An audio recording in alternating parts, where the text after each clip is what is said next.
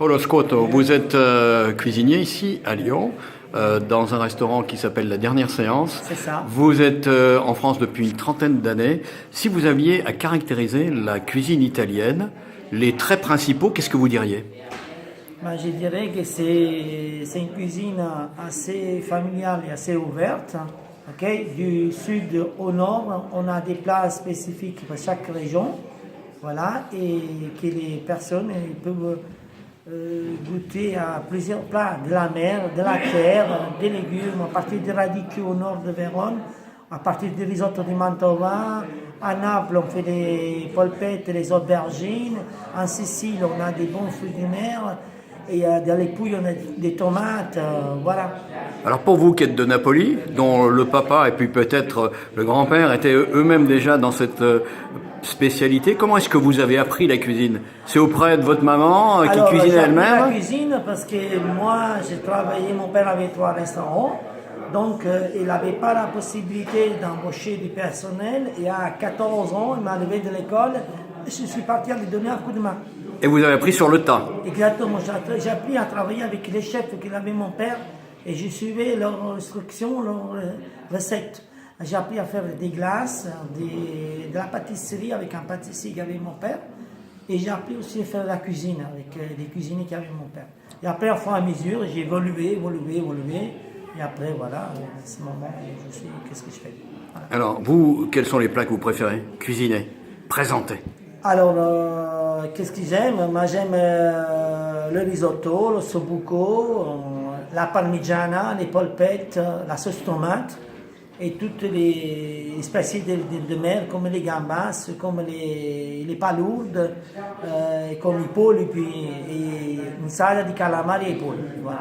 Quand vous voyez qu'en France, quand on parle de cuisine italienne, on pense immédiatement à la pizza, et ça vous afflige un petit peu?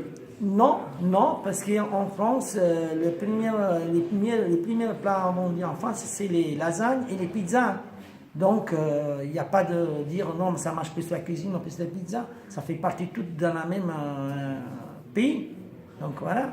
Si on va du sud, c'est-à-dire presque le sud, hein, parce qu'après il y a la Sardaigne et la Sicile, et qu'on remonte au nord, citez-moi 2-3 cuisines et leurs spécialités et leurs particularités.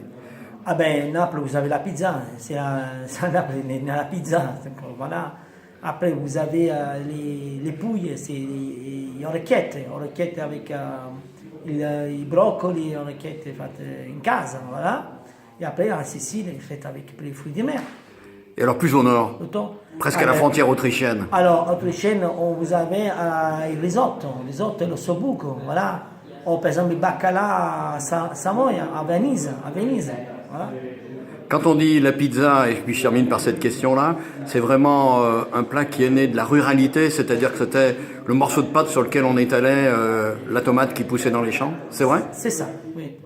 Non, en fin de compte, à Naples, c'est né, la première pizza, c'était la marinara, c'est juste la base de pâte, tomate, persillac, il y a un peu d'origano et aglio, et basta. Sans fromage, la première pizza. Après, c'est né la margherite, après les 4 formaggi, 4 saisons, etc. Voilà. Alors j'évoquais ma dernière question, mais il y en aura une petite en codicile. On ne peut pas manger sans boire. Vous affectionnez quel type de vin en Italie? Bah, plusieurs régions, il y a plusieurs vins. Donc, oui, mais vous préférez quoi? Bah, le vin de Naples, quand même. Il y a les vins de Naples, le Vesuvio, il y a la Crema di Cristi, quand même. Après, on a Barbera, on a Valpolicella, on a... en Sicile, on a Montepietroso, voilà. Je vais peut-être avoir une petite question ennuyeuse, mais souvent on disait que les vins italiens n'étaient pas très bien faits. Est-ce qu'aujourd'hui, comme pour un certain nombre de vins français, on monte en qualité?